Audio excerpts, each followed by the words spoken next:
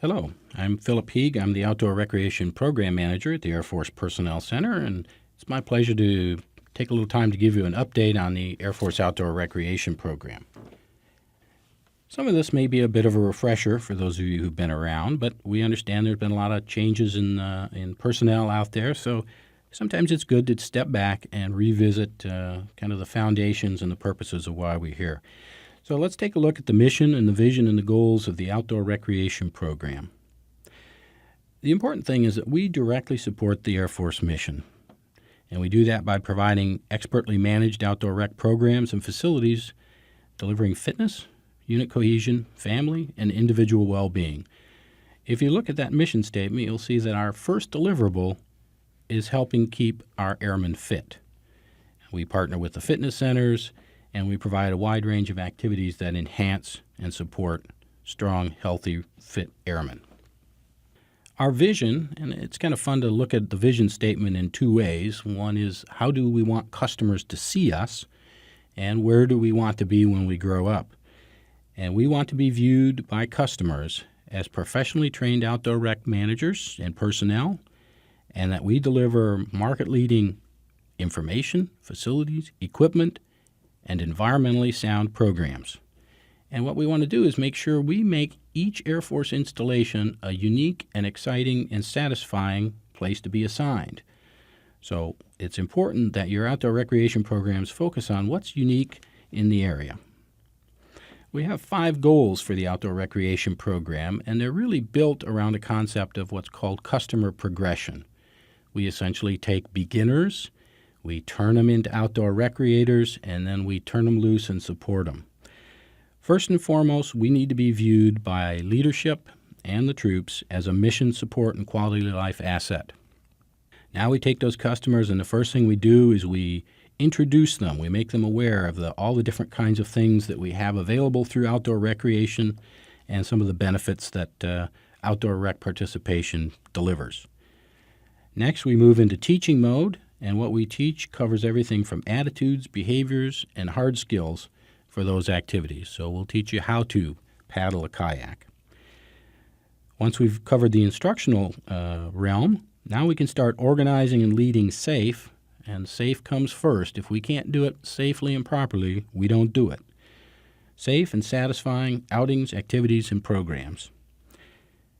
And then we support our fully fledged outdoor rec participants by providing information, referrals, equipment, rec areas, and facilities for individuals and groups to enjoy.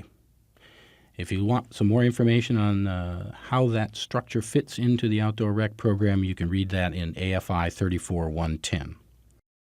There are 6 key components to a comprehensive outdoor recreation program, and the single most important one are our organized activities, because that's where the mission support happens. Yes, we like Category C activities like RV storage lots, but they don't enhance fitness one bit. So the important thing is our organized programs and activities, and you can break those into everything from awareness, interest, entertainment. Those are your demos, your guest speakers, your films, those sorts of things that just get people aware and interested in outdoor activities, our instructional programs, and then we kind of break our other activities into kind of 2 categories. The mainstream or less adrenaline-fueled activities, and then our outdoor adventure activities. And I think Mr. Ben Evers has a nice presentation on the RecOn initiative, which keys on how we use outdoor adventure activities to support our airmen. The second element is our referral systems, because we don't have the resources, the facilities, the time, and the staff to be everything to everybody. And so we need to be able to help our customers by providing information, point them out to local clubs or other interest groups, destinations or places to go enjoy outdoor recreation in the area. And then if we don't offer it, some of the external providers for what they're searching for. The third element are our equipment checkouts operations, and I kind of jokingly call those tools and toys, because while we have a lot of outdoor recreation equipment, we also have a wide range of equipment for taking care of the yard or hosting a party and some of those other kinds of items. Next comes customer services. By that we mean things that customers are willing to pay us to do for them. Probably the classic example in our business would be ski tuning, but we also do bicycle repair and servicing, sometimes small engine. The range is much wider than maybe you have thought of in the past. So take a look at your market and see where can we provide services that customers need. We also provide a resale component, and that needs to match nicely with what we offer in the way of programs and activities and the kinds of equipment we have available through equipment checkout. The goal of a resale operation is not just to generate revenue, it's to enhance the overall experience for the customer. It's no fun going skiing if your hands are cold, so we offer a nice pair of gloves or hand warmers. And last, and not least important, but last in the scheme of things, are our facilities and recreation areas. You can have a heck of a good outdoor rec program with a not-so-great facility. But we offer a wide range of facilities, everything from our swimming pools to our climbing walls, our playgrounds, paintball fields, and then, of course, our off-base recreation areas with recreational lodging, often a marina as well. AFI 65106, which covers appropriated fund support to MWR activities, does a good job of breaking these out. But here's a quick summary of what's considered a Category A, B, or C activity. Category A, those are the kinds of things that you would find in a typical municipal parks and rec department. Those are our parks, playgrounds, picnic areas, and recreational trails. Now, it doesn't matter where that playground is located. If that playground is in the on-base park, it's a Category A. If that playground is in an off-base recreation area, it's a Category A. The category is tied to the type of program element it is, not where it's located. Category B activities cover our outdoor rec programs and activities, our recreational swimming pools and aquatic programs, equipment, loan operations, and again, AFI 34110 gives you the details of what constitutes an equipment loan type item and what constitutes a Category C equipment rental type item. More on that here in a little bit as well. Our on- and off-base recreation areas. Now, this doesn't cover everything that might be offered at a recreation area, but the park itself or the off-base recreation area itself is considered Category B. Our ropes courses and climbing walls and our paintball fields are also Category B. Our Category C activities include the traditional fam camps, all resale operations, equipment rental operations, again, more on that in a minute, recreational lodging, RV storage lots, marinas, yacht clubs, horse stables, and our shooting ranges. Outdoor recreation has grown significantly over the years and is now one of the key elements of the force support world.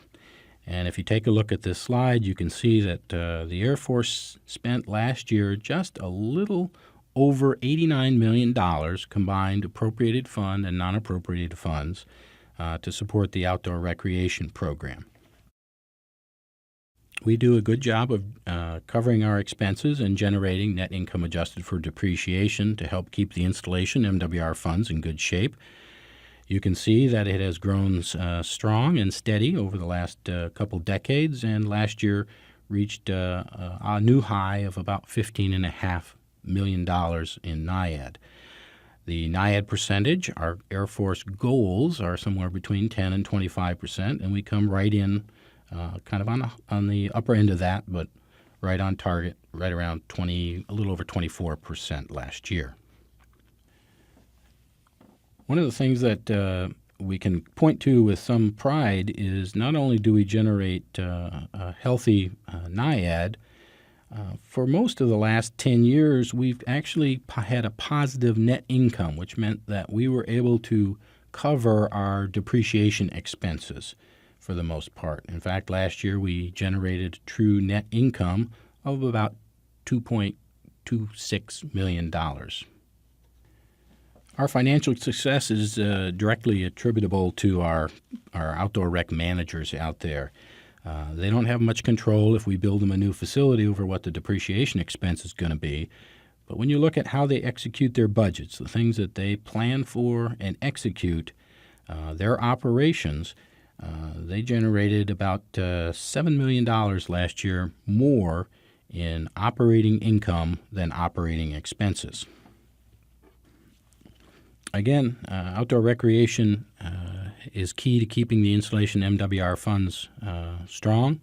And in fact, last year they generated more NIAD for our bases than any of the other traditional recreational activities in the FSS.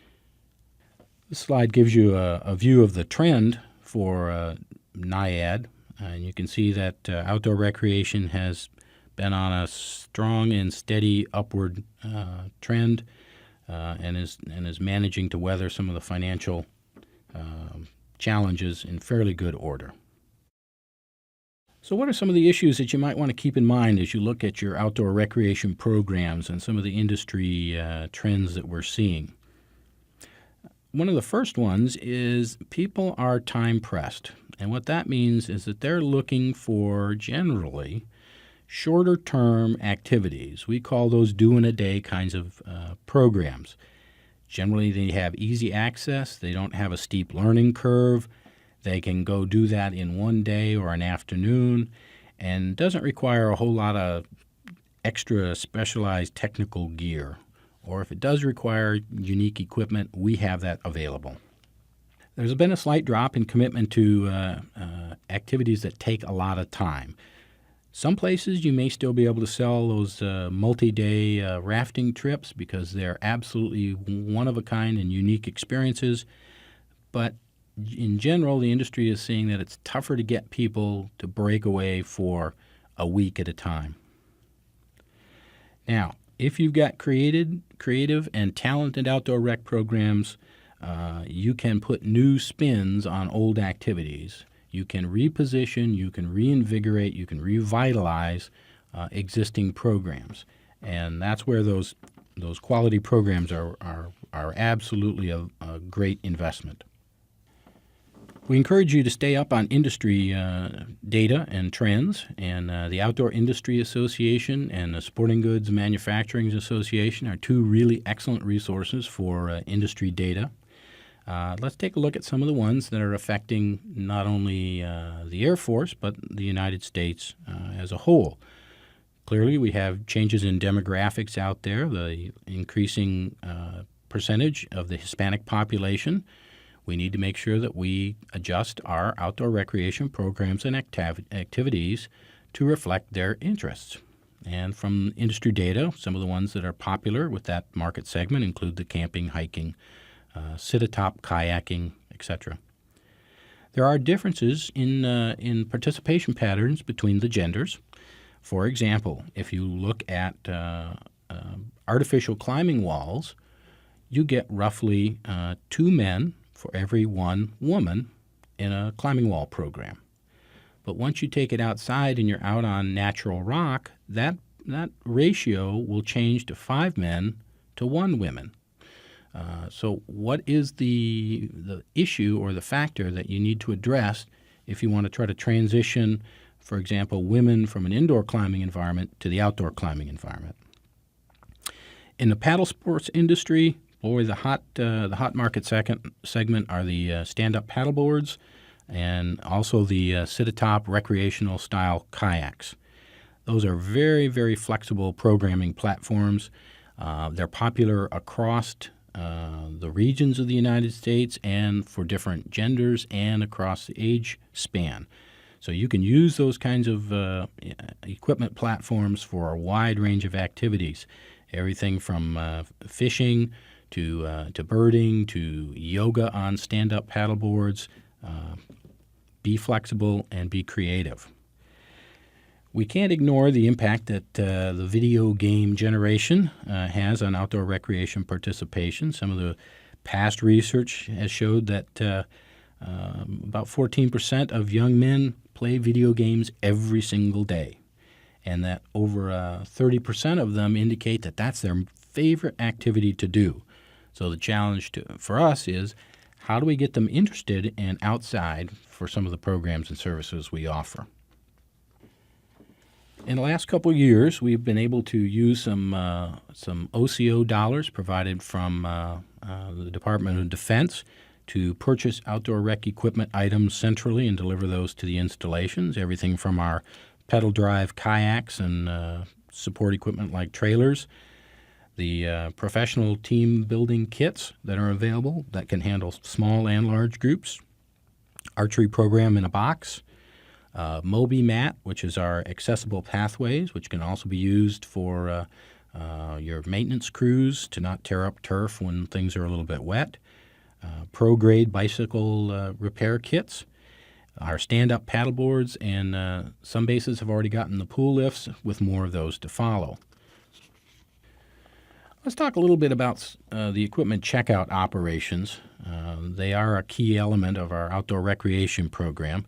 And one of the things that outdoor rec managers as well as the leadership needs to be aware of is the cost-based equipment pricing system. We call that CBEEPS for short. It's an Microsoft Access-based tool that lets you calculate what it costs you in NAF resources and dollars to take an equipment item, make it available to customers, return it, get it received back from the customer, prep it for the next customer, and return it to inventory. It gives you the detailed starting point for setting a rational fee structure. You can't determine what you should charge unless you know what it costs you to deliver that equipment item. So the cost-based equipment pricing system will help you do that.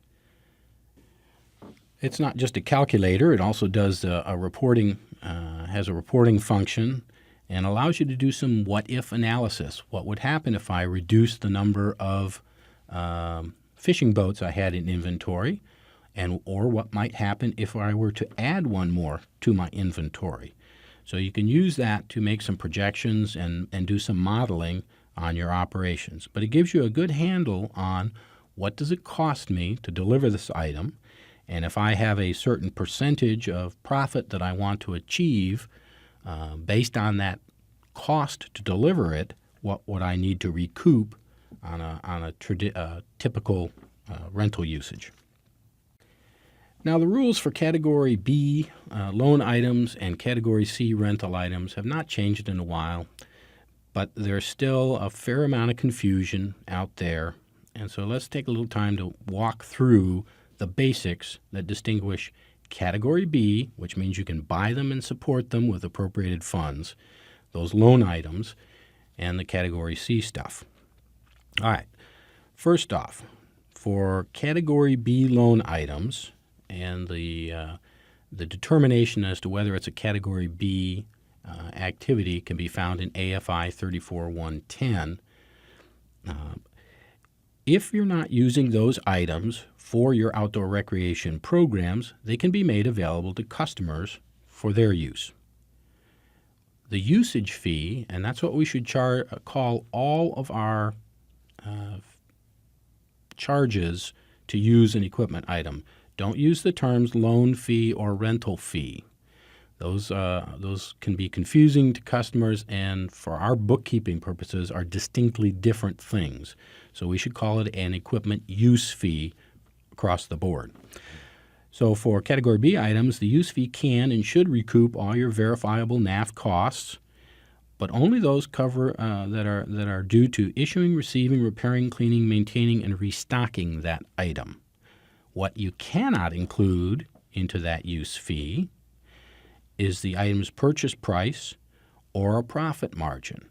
AFI 65-106 says we're not supposed to make a profit off of items that are authorized APF support. Now, we realize there aren't enough APF dollars to cover all the equipment purchases you need to make. So when you do a waiver to fund source and you use non-appropriated fund dollars to buy those Category B loan items, you don't have to physically separate them, but you do need to mark them so that you can determine what type of funds were used to originally purchase that specific piece of equipment. And then when they've reached the end of their useful life, Loan items purchased with appropriated funds go out through the normal DRMO channels. You cannot sell them. Okay? If it is a NAF purchased loan item, once you're ready to dispose of those, then you can use several different NAF procedures, everything from used equipment sales to auctions and those sorts of things. Let's take a look at the Category C rental items. All right. These include things that are typically pontoon boats or campers, the big ticket items. All right. Here, the usage fee should recoup all the verifiable NAFTA costs that we've already talked about, but you can also build in the element of the purchase price, because those were non-appropriated funds used to buy that item, and your locally established profit margins. Because you bought them with the non-appropriated funds, once they've reached the point of disposal, they can be disposed of through, again, used equipment sales or auctions, those sorts of things. For outdoor recreation, we use RecTrack as our standard software, and it covers all our capabilities, everything from activity registration, our equipment rentals, our facility and field reservations. It has the ability to do a graphical map of your RV storage or your fam camp to help customers pick where they want to stay. And it handles all your back office accounting quite simply. So if you're not using RecTrack, you can contact the Air Force Personnel Center and we can help you get back in the 21st century. One of the things that we talk with LeMay and Eubanks teams or inspectors or anybody who's going out to visit the installations on what to look for to determine whether you have a solid and successful outdoor recreation program. So these are some of the indicators of excellence that we share with them. First, is the program a comprehensive, which means that does it have all those 6 key elements that we talked about earlier? And are they really focused on the mission and the vision and the goals of the outdoor rec program? Are they adding new activities, and do they have a diverse range of activities, or are they kind of relying on a past tried and true success? You can ride a popular program for a while, but eventually even those start to taper off and you need to be bringing new things to market. Are they using a wide range of marketing channels to get information and share information with the customers? If you talk to outdoor recreation staff, you can probably tell pretty quickly if they really love what they do. And outdoor recreation people, if they aren't talking your ear off and showing you all the cool things that they've got going on, that might be an indicator that either not much is happening or those are not maybe the right staff to have. They should carry that passion and love of outdoor recreation through the day with them. Take a look at their equipment inventories. It's okay if it's not the brand new stuff. It can get a lot of use, but is it well maintained? Is it the right type of equipment for that geographic location? Is it quality equipment that you or customers would feel comfortable being seen in public using? And do they have good, solid, written plans for maintenance and repair? We have a nice training aid that covers cleaning, servicing, repair, and maintenance planning for equipment items.